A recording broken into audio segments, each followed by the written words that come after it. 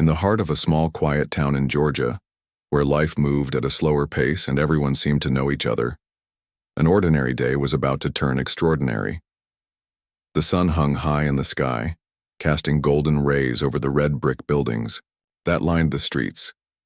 People went about their routines, grocery shopping, walking dogs, chatting on porches. But inside the county courthouse, something unusual was brewing, something no one could have predicted. Marcus Johnson, a tall and broad-shouldered black man in his early 30s, sat quietly in the back row of the courtroom. He wasn't there for himself. He was there to testify as a witness in a minor traffic violation case involving his neighbor, Mr. Thompson. Marcus had recently joined the local police force as a detective after serving honorably in the military. Known for his calm demeanor, sharp instincts, and unwavering dedication, he quickly earned respect among his colleagues and the townsfolk. His presence commanded attention without him even trying. Today, however, Marcus felt out of place. Courtrooms weren't his usual environment, and he couldn't shake the feeling that something was off. The room buzzed with its typical pre-court murmur, a mix of anticipation and boredom, as people waited for Judge Richard Holloway to enter. Judge Holloway was a name everyone in the area recognized, if not feared. A stern-looking man in his late 50s with thinning gray hair and piercing blue eyes, he carried an air of authority that made most people uneasy. Over the years, he had earned a reputation for being tough but fair, or so it seemed on the surface. Beneath his polished exterior, though, lay deep-seated prejudices that often surfaced when dealing with defendants or witnesses of color. It wasn't uncommon for people to leave his courtroom feeling like they hadn't been treated equally, but few dared to speak up. As Marcus glanced around the room, he noticed the familiar faces of neighbors, friends, and acquaintances. Some nodded politely in his direction, while others avoided eye contact altogether. The bailiff called for order, and the murmurs died down as Judge Holloway entered through a side door, his black robe flowing behind him like a shadow. Everyone stood, respectfully, until he took his seat behind the bench. When the judge finally looked up, his gaze swept across the room before landing on Marcus. There was something unsettling about the way he stared, cold, calculating, almost disdainful. Marcus shifted slightly in his chair, ignoring the knot forming in his stomach. The proceedings began smoothly enough, with lawyers presenting arguments and evidence related to the traffic incident. Mr. Thompson's lawyer called Marcus to the stand, asking him to recount what he had seen that day. Marcus rose confidently, adjusting his tie as he walked to the witness box. He spoke clearly and concisely, describing how he had witnessed the altercation between Mr. Thompson and another driver from his front yard. His testimony was straightforward, factual, and delivered with a calm assurance that left little room for doubt. But Judge Holloway wasn't satisfied. Leaning forward slightly, he interrupted Marcus mid-sentence. "Hold on just a moment," the judge said, his voice dripping with skepticism. "Are we really supposed to take your word for this? People like you tend to embellish stories." The words hung heavy in the air, sharp and cutting. Gasps rippled through the courtroom as heads turned toward Marcus, waiting to see how he would react.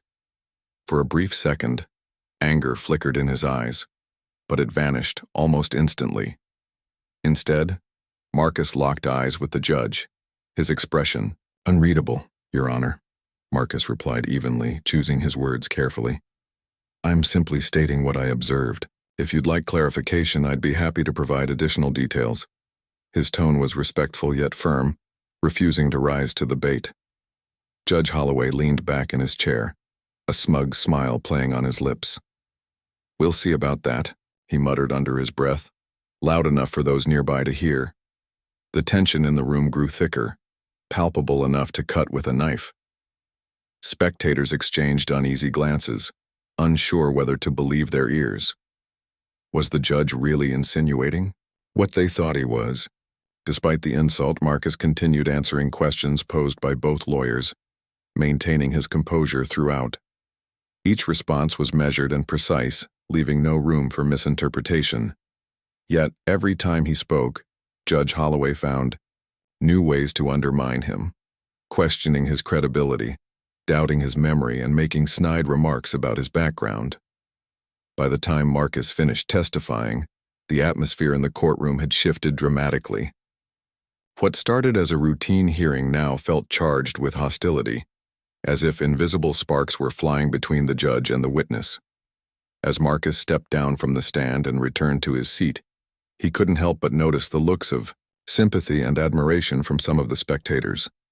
Others whispered nervously, speculating about what might happen next. Meanwhile, Judge Holloway appeared unfazed, continuing with the rest of the proceedings as if nothing unusual had occurred. To him, perhaps, it was business as usual. But Marcus knew better. Something didn't sit right with him, and he couldn't shake the feeling that this wasn't over, not by a long shot. Little did anyone in the courtroom know, the events unfolding before them were merely the beginning of a much larger story. Unbeknownst to Judge Holloway, Marcus wasn't just a random witness sitting in the back row, nor was he oblivious to the judge's biased behavior. In fact, Marcus had been working undercover alongside federal investigators for months, gathering evidence against several corrupt officials, including Judge Holloway himself. The insults hurled at him during the hearing weren't just personal slights, they were confirmation of the very attitudes Marcus had been tasked with exposing. For now, Marcus kept his thoughts to himself, biding his time. He knew patience was key. Justice, he reminded himself, wasn't always immediate, but it was inevitable. As the hearing drew to a close, Marcus allowed himself a small, private smile. 10 minutes later, everything would change, for everyone in that room, and especially for Judge Richard Holloway. The courtroom was still buzzing with tension as Marcus Johnson sat back down in his seat. His hands rested calmly on his lap, but inside his mind raced. Judge Holloway's insults echoed in his ears, each word a reminder of the ingrained prejudice that Marcus had encountered countless times before. Yet unlike those past moments, this time felt different. This time Marcus wasn't just another victim of bias. He was part of something bigger, a mission to dismantle corruption and bring accountability to a system that had long ignored its own flaws. As the hearing continued, Judge Holloway seemed oblivious to the storm brewing beneath the surface. He carried on with his usual arrogance, dismissing objections from Mr. Thompson's lawyer and making rulings that appeared increasingly one-sided. The prosecution argued passionately, trying to prove their case while the defense struggled to counter the judge's dismissive tone. Spectators watched silently, some scribbling notes, others whispering nervously about how the trial might end. But Marcus remained focused, his eyes scanning the room subtly, taking in every detail. Unbeknownst to most people present, Marcus had been working undercover for months alongside federal investigators. The operation, codenamed Iron Scales, aimed to expose a network of corruption within the local judiciary. Judge Richard Holloway was at the center of it all, accepting bribes from wealthy defendants in exchange for lenient sentences, targeting minorities unfairly, and manipulating cases to serve his personal interests. It was a dangerous game, requiring patience, strategy, and nerves of steel. And Marcus, with his military discipline and sharp instincts, had proven invaluable to the team. Just 10 minutes after Marcus stepped down from the witness stand, the first sign of change arrived. A uniformed officer entered the courtroom quietly, walking briskly toward the bailiff stationed near the door. Leaning close, the officer whispered urgently into the bailiff's ear.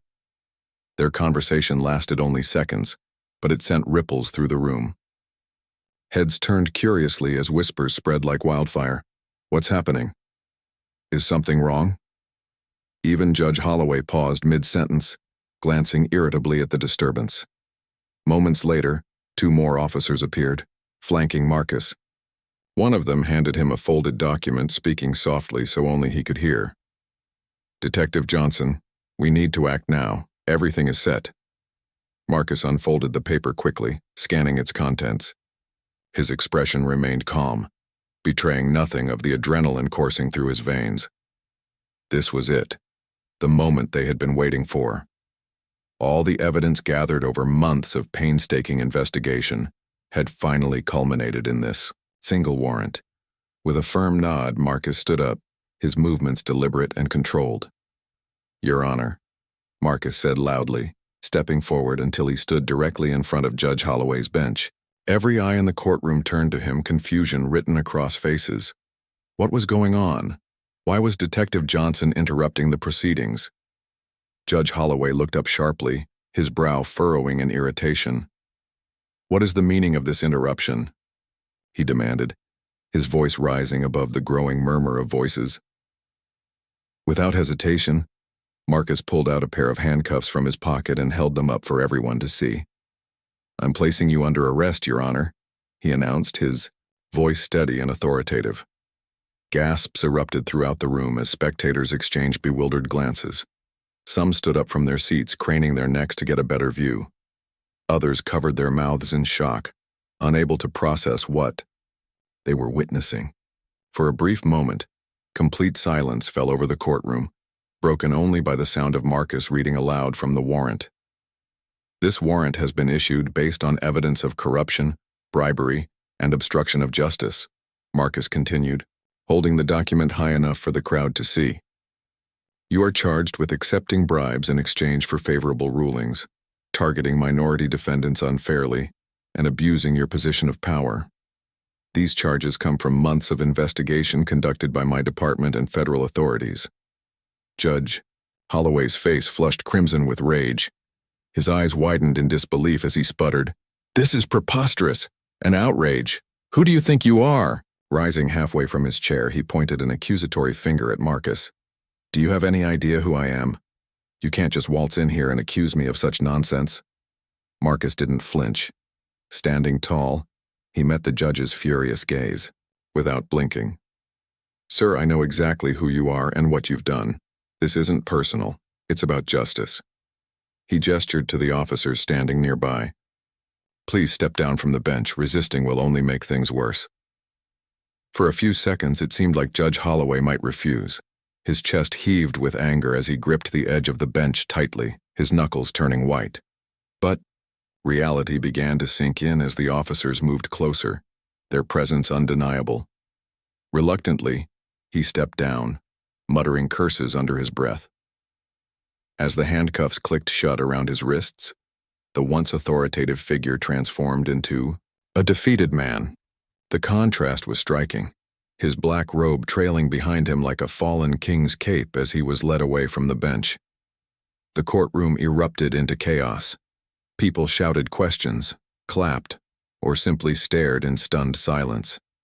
Reporters scrambled to capture the scene, snapping photos and jotting down notes frantically. Spectators leaned over railings, craning their necks to catch a glimpse of the disgraced judge being escorted out of the room. Some cheered softly, tears streaming down their faces. Others shook their heads in disbelief, struggling to reconcile the man they thought they knew with the criminal now in handcuffs. Amid the commotion, Marcus remained composed. He watched silently as Judge Holloway disappeared through the doors, surrounded by officers. For a moment, he allowed himself a small, satisfied smile, not out of triumph, but because he knew this arrest represented something far greater than revenge. It was a victory for accountability, transparency, and fairness. Corruption thrived in secrecy, and today, the truth had finally come to light. Once the initial shock subsided, the courtroom slowly returned to order. Lawyers packed up their files, reporters rushed to file their stories, and spectators filed out into the hallway, eager to share what they had witnessed. Outside, a crowd had already gathered, drawn by rumors spreading faster than wildfire. News, fans lined the street, microphones and cameras ready to capture reactions. Word of Judge Holloway's arrest spread like lightning, igniting conversations across the town and beyond. Back inside the courthouse, Marcus took a deep breath, letting the weight of the moment settle over him. He knew this was only the beginning. Arresting Judge Holloway was a significant step, but dismantling systemic corruption required sustained effort. There would be backlash, challenges, and resistance from those who benefited from the status quo. Yet Marcus felt a renewed sense of purpose. He had joined law enforcement not just to wear a badge, but to protect and serve, to fight for justice, no matter how daunting the task. As he walked out of the courtroom, Marcus noticed the looks of gratitude and admiration directed his way. Strangers approached him, shaking his hand and thanking him for standing up against injustice. Others shared stories of their own struggles with discrimination, expressing hope that his actions marked a turning point. Despite the attention, Marcus stayed humble, reminding himself that this wasn't about him. It was about creating a fairer, more equitable society. Before leaving the courthouse, Marcus paused briefly to reflect. Looking around at the bustling activity, he realized that true change often started with small, courageous acts. Today, he had taken a stand, not just against one corrupt official, but against the attitudes and systems that enabled such behavior. And though the road ahead would be long and difficult, he felt hopeful. Hopeful that justice could prevail, even in the face of deeply entrenched inequities. With that thought, Marcus straightened his shoulders, adjusted his tie, and stepped outside, into the bright sunlight. Cameras flashed, microphones were thrust toward him, and questions came rapid fire. But Marcus kept his answers simple and direct. This isn't about me. It's about holding people in power accountable and ensuring that everyone is treated fairly under the law.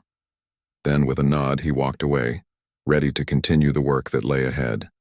The arrest of Judge Richard Holloway sent shockwaves through the small Georgia town, transforming it into a hub of activity and conversation. Within hours, news outlets across the state, and eventually the nation, picked up the story. Reporters flocked to the courthouse, eager to interview witnesses, lawyers, and anyone else who might offer insight into the dramatic events that unfolded earlier that day. Social media platforms lit up with hashtags like Justice for All and Accountability Matters, as people shared their reactions, opinions, and personal stories. For Marcus Johnson, however, life didn't stop to bask in the sudden spotlight. As the sun set on that unforgettable day, Marcus returned home to his modest house on the edge of town. The quiet neighborhood offered a stark contrast to the chaos he'd left behind at the courthouse. Pulling into his driveway, he noticed several cars parked outside, neighbors curious about the man who had become an overnight sensation. Stepping out of his car, Marcus greeted them warmly, deflecting questions with polite smiles and vague responses. "Just doing my job," he said repeatedly, brushing off praise and compliments with humility. Inside, Marcus found solace in routine. He changed into comfortable clothes, poured himself a glass of water, and sat down at the kitchen table. His phone buzzed incessantly with notifications, texts from colleagues congratulating him, calls from reporters seeking interviews, and messages from strangers expressing gratitude. But Marcus ignored most of them, choosing instead to focus on what mattered: the next steps. Arresting Judge Holloway was a significant victory, but Marcus knew the fight against corruption wasn't over. There were still unanswered questions, loose ends to tie up, and systems to reform. The following morning, Marcus reported to work as usual. Walking into the police station, he was met with applause from fellow officers. Some patted him on the back, while others shook his hand firmly. Captain Lewis, his supervisor, approached him with a proud smile. "You've made us all proud, Detective Johnson," he said, clapping Marcus on the shoulder. "But I imagine you're ready for things to settle down now." Marcus nodded thoughtfully. "I appreciate the support, sir. But this isn't about me. It's about accountability and rebuilding trust between law enforcement and the community. We've got a lot of work ahead." True to his word, Marcus dove back into his duties without hesitation. Over the next few days, he worked tirelessly alongside federal investigators to ensure the case against Judge Holloway remained airtight. Evidence was meticulously reviewed, witness statements double-checked, and legal strategies refined. Meanwhile, Marcus gave only a handful of interviews, carefully selecting journalists known for their integrity and commitment to factual reporting. In each appearance, he emphasized the importance of systemic change rather than personal glory. "I'm not here to be a hero," Marcus told one reporter during a brief televised segment. "This is about holding people in power accountable, no matter who they are. Justice should never depend on wealth, race, or influence. It's time we start demanding better from our leaders and from ourselves." His words resonated deeply with viewers, sparking discussions about inequality and transparency within the judicial system. Community leaders organized forums and town hall meetings to address these issues, inviting experts, activists, and concerned citizens to participate. Many praised Marcus for his courage, crediting him with igniting long-overdue conversations. Others remained skeptical, questioning whether one arrest could truly dismantle decades of entrenched corruption. Despite differing opinions, one thing was clear. Marcus had become a symbol of hope for those yearning for fairness and equality. While public attention swirled around him, Marcus kept his focus on the everyday realities of policing. He patrolled neighborhoods, responded to calls, and engaged with residents, always striving to build stronger connections. At community events, he listened intently to people's concerns, taking notes and promising action where possible. Parents thanked him for being a role model for their children. Teenagers asked for advice on pursuing careers in law enforcement. Through it all, Marcus remained grounded, reminding himself that real change happened gradually, often unnoticed, by headlines. Behind the scenes, the ripple effects of Judge Holloway's arrest began to surface. Other judges and officials grew noticeably more cautious in their dealings, wary of scrutiny.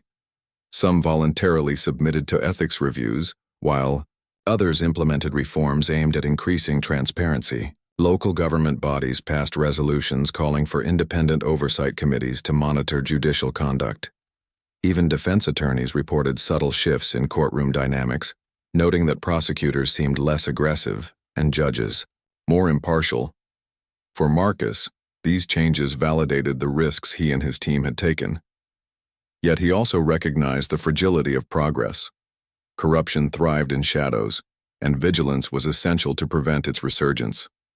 To that end, Marcus collaborated with federal agencies to develop training programs focused on identifying and combating systemic bias. He advocated for policies that promoted diversity within law enforcement and encouraged open dialogue between officers and the communities they served. Months passed, and life in the town slowly returned to normal, or at least as close to normal as it could after such a seismic event. Marcus continued balancing his responsibilities as a detective with his role as a public figure. He attended award ceremonies, honoring his contributions to justice, delivered keynote speeches at conferences, and mentored young officers eager to follow in his footsteps. But despite the accolades, Marcus never lost sight of why he chose this path in the first place. 1. Evening. As he sat on his porch watching the sunset, Marcus reflected on everything that had transpired since that fateful day in court.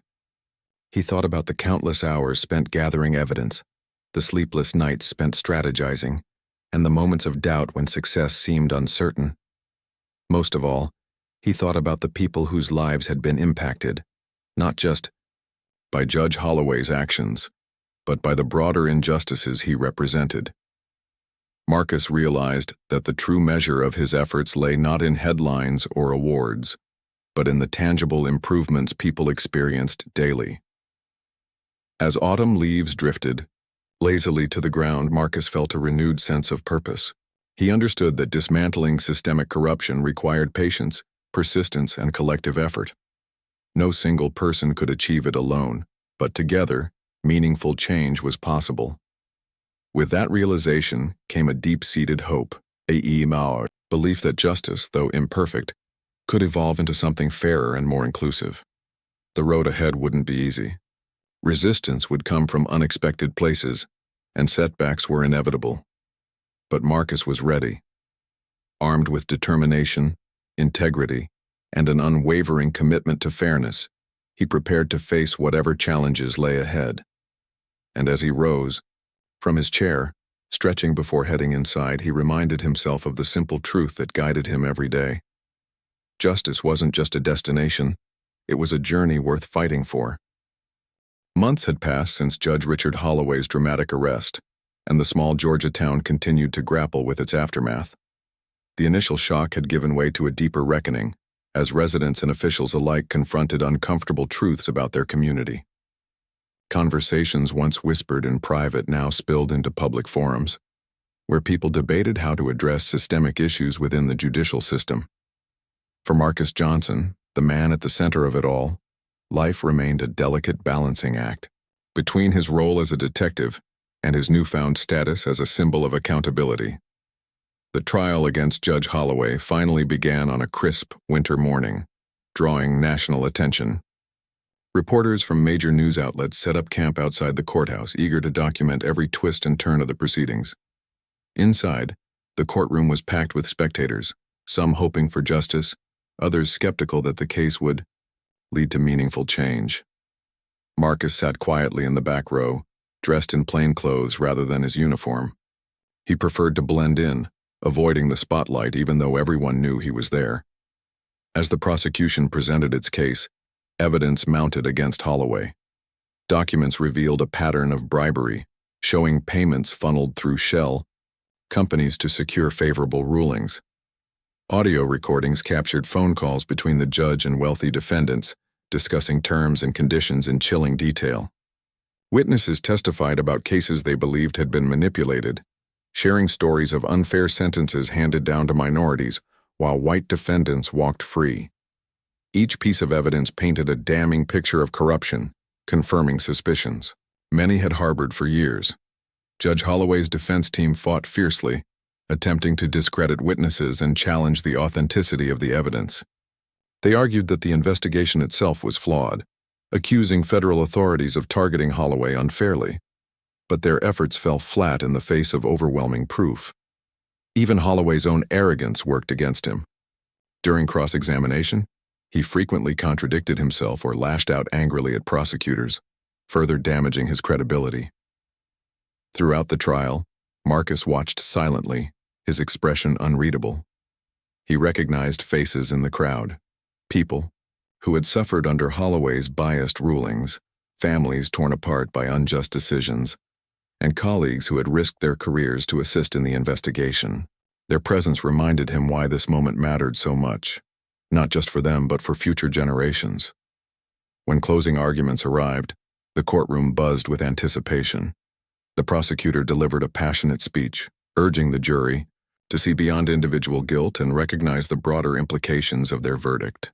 "This isn't just about one man," she said, her voice steady yet powerful. "It's about sending a message that no one is above the law, not judges, not politicians, not anyone. If we allow corruption to go unchecked, we erode the very foundation of our justice system." Holloway's lawyer countered with a desperate plea, insisting that his client was being scapegoated for larger societal problems. His words rang hollow, failing to sway the room's collective conscience. As the jury retired to deliberate, an eerie silence settled over the courtroom. Hours stretched into what felt like days, with tensions running high. Finally, late in the afternoon, the foreman stood to deliver the verdict, guilty on all counts. Wave of emotion swept through the room. Cheers erupted from some corners while tears streamed down the faces of others. Outside, crowds gathered to celebrate the historic conviction, chanting slogans and waving signs. For many, this moment represented more than the downfall of a corrupt official. It symbolized hope for a fairer, more transparent system. Cameras flashed as Marcus emerged from the courthouse, surrounded by reporters shouting questions. Once, again, he kept his responses brief and focused. "Today's verdict is a step toward justice," he said firmly. "But our work doesn't end here. We must continue pushing for reforms that ensure equality for everyone." In the weeks following the trial, the impact rippled outward. Other judges and officials began reevaluating their practices, wary of scrutiny. Some voluntarily submitted to ethics reviews, while others implemented reforms aimed at increasing transparency. Local government bodies passed resolutions calling for independent oversight committees to monitor judicial conduct. Defense attorneys reported subtle shifts in courtroom dynamics, noting that prosecutors seemed less aggressive and judges more impartial. For Marcus, these changes validated the risks he and his team had taken. Yet, he also recognized the fragility of progress. Corruption thrived in shadows, and vigilance was essential to prevent its resurgence. To that end, Marcus collaborated with federal agencies to develop training programs focused on identifying and combating systemic bias. He advocated for policies that promoted diversity within law enforcement and encouraged open dialogue between officers and the communities they served. One evening, after a particularly long day at work, Marcus returned home to find a letter waiting on his doorstep. Written by hand, it bore no return address. Curious, he opened it and began reading. The writer introduced herself as Sarah Collins, a single mother whose son had been wrongfully sentenced to prison under Judge Holloway's biased rulings. She described how her family had struggled financially and emotionally during his incarceration, only to have the conviction overturned after new evidence came to light. "Thank you for standing up when no one else would," she wrote. "Because of you, my son is home, and I believe in justice again." Marcus folded the letter carefully, feeling a lump rise in his throat. Stories like Sarah's reminded him why he chose this path: to give voice to those who felt silenced, to fight for fairness in a world often skewed by privilege and prejudice. It wasn't easy, and it never would be. But moments like these fueled his determination to keep going. As spring approached, Marcus found himself reflecting on the journey thus far. The road ahead remained uncertain, filled with challenges and resistance. Yet, he couldn't help but feel hopeful. Change was slow, messy and imperfect, but it was happening. Communities were coming together, demanding better from their leaders and themselves. Young officers looked to him as a mentor, inspired to carry the torch of integrity forward. One Saturday morning, Marcus attended a local youth outreach program hosted by the police department. Dozens of children filled the gymnasium, laughing and playing games designed to build trust between law enforcement and the next generation. As Marcus knelt to tie a shoelace for a shy little girl, she looked up at him with wide eyes. "Are you really the guy who arrested that bad judge?" she asked innocently. Marcus chuckled softly, ruffling her hair. "I'm just someone trying to make things better," he replied. "What matters is that we all do our part to stand up for what's right." Her smile widened, and she nodded earnestly before running off to join her friends. Later that evening, as Marcus drove home beneath a canopy of stars, he allowed himself a rare moment of reflection. He thought about the countless sacrifices made along the way, the sleepless nights, the missed holidays, the weight of responsibility pressing heavily on his shoulders. But most of all, he thought about the lives touched by his actions, not just today, but tomorrow and beyond. Justice wasn't perfect. It never would be. But as long as people like Marcus Johnson were willing to fight for it, with courage, humility, and unwavering resolve, it could evolve. And that, he realized, was worth every struggle. Months after Judge Richard Holloway's conviction, the small Georgia town continued to transform in ways both visible and subtle. The arrest and trial had sparked a wave of introspection, pushing residents, leaders, and institutions to confront long-standing issues they had once ignored or dismissed. For Marcus Johnson, the man who had stood at the center of it all, life settled into a rhythm that balanced his responsibilities as a detective with his role as an advocate for change. Yet, even as things began to feel normal again, the ripple effects of his actions continued to shape the community and himself. The conviction sent a clear message: no one was above the law. But Marcus knew better than anyone that true justice wasn't achieved through arrests alone. It required systemic reforms, open dialogue, and sustained effort. In the months following the trial, he threw himself into initiatives aimed at fostering transparency and accountability within the legal system. He worked closely with local government officials to establish independent oversight committees tasked with monitoring judicial conduct. These committees included members from diverse backgrounds: lawyers, activists, educators, and ordinary citizens, ensuring multiple perspectives were represented. Marcus also collaborated with federal agencies to create training programs designed to root out implicit bias among law enforcement officers and court personnel. These workshops weren't mandatory but strongly encouraged, and attendance grew steadily as more people recognized their importance. During sessions, participants engaged in candid discussions about prejudice, privilege, and fairness. Many left, feeling challenged yet inspired to do better, not just professionally but personally. Beyond policy changes, Marcus focused on building trust between law enforcement and the community. He spearheaded outreach programs that brought officers face-to-face with residents in non-confrontational settings. Block parties, youth mentorship events, and neighborhood cleanups became regular fixtures, helping bridge gaps that years of mistrust had widened.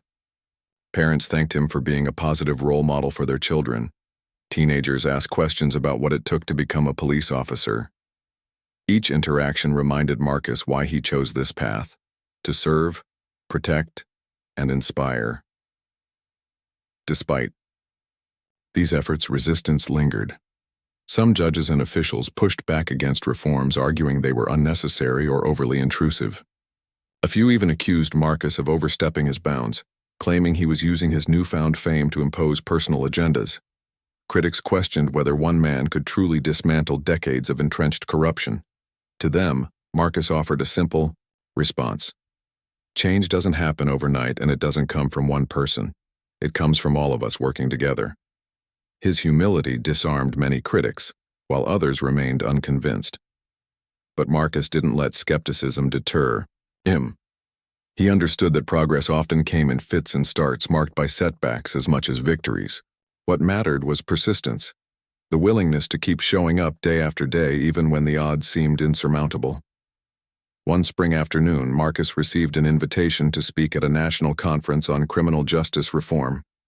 The event brought together experts, activists, and policymakers from across the country, all united by a shared goal: creating a fairer, more equitable system. Standing on stage beneath bright lights, Marcus scanned the audience, a sea of faces eager to hear his story. For a moment he felt nervous, unsure how to condense months of struggle and triumph into a single speech. Then he remembered Sarah, Colin's letter, the little girl at the outreach program, and the countless others whose lives had been touched by his work. Drawing strength from their stories, he began to speak. "I'm not here because I'm special," Marcus said, his voice steady and sincere. "I'm here because we're capable of extraordinary things when we stand together. Justice isn't something you can hand down from a bench or enforce with handcuffs. It's something we build, brick by brick, choice by choice. And sometimes, it takes courage to tear down walls before we can start rebuilding." He went on to share lessons learned during his journey, the power of collaboration, the importance of listening, and the need for patience. He emphasized that dismantling systemic corruption required collective effort, not just from those in power, but from everyone willing to demand better. By the time he finished speaking, the room erupted in applause. People lined up afterward to shake his hand, exchange contact information, and express gratitude. Some promised to implement similar initiatives in their own communities. Others simply thanked him for giving them hope. Back home, Marcus returned to his routine, finding comfort in the familiar rhythms of daily life. He patrolled neighborhoods, responded to calls, and attended community meetings. On weekends, he visited schools to talk with students about leadership, integrity, and perseverance. One rainy Saturday morning, he found himself standing in front of a classroom full of middle schoolers, answering questions about his career. When one boy hesitantly asked, "Do you ever get scared?" Marcus smiled knowingly. "All the time," he admitted. "But fear doesn't stop me. If I waited until I wasn't scared, I'd never get anything done. Sometimes doing the right thing means stepping forward even when your knees are shaking." As summer approached, the town celebrated its annual festival, a lively gathering filled with music, food, and laughter. Marcus wandered through the crowd, stopping occasionally to chat with neighbors and friends. At one point, he noticed a group of teenagers huddled near a booth, debating passionately about social justice. Curious, he approached them and listened, quietly as they discussed everything from police reform to environmental sustainability. When they noticed him standing nearby, one of the teens grinned sheepishly. "Detective Johnson, right? We were just talking about you." Marcus raised an eyebrow, amused. "Oh yeah, anything good?" They laughed nervously before nodding. "We think what you did was pretty cool," another teen chimed in. Like you didn't have to step up, but you did anyway. That's inspiring. Hearing those words warmed Marcus's heart. He realized that his actions had planted seeds of change, not just in policies and systems, but in the minds and hearts of young people who would shape the future. As he walked away, he couldn't help but smile, thinking about the potential each of them carried. By fall, the town bore little resemblance to the place it had been a year earlier. Conversations about justice and equality had become commonplace, replacing the silence that once allowed corruption to thrive. Community leaders organized forums to discuss ongoing challenges, inviting input from all corners of society. Law enforcement agencies adopted new protocols aimed at increasing transparency and reducing bias. Even the courthouse underwent renovations, not just physically but culturally, as judges committed to fairer practices and greater accountability. For Marcus, these changes validated every sacrifice he had made along the way, yet he remained grounded, knowing there was still work to be done. Corruption might have been exposed, but vigilance was essential to prevent its return. Change was fragile, requiring constant nurturing to take root and grow. And so, Marcus continued serving his community, proving that true strength lay not in vengeance or glory, but in the unwavering pursuit of fairness and equality. On a quiet evening in late October, Marcus sat on his porch watching the sun dip below the horizon. The sky blazed with hues of orange and pink, casting a golden glow over the neighborhood. As he sipped a cup of coffee, he reflected on everything that had transpired since that fateful day in court. He thought about the risks taken, the battles fought, and the lives touched.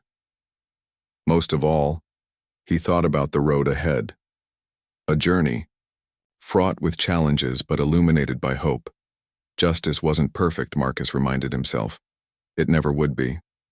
But as long as people dared to dream of a better world and worked tirelessly to make it a reality, it could evolve. And that, he realized, was worth every struggle.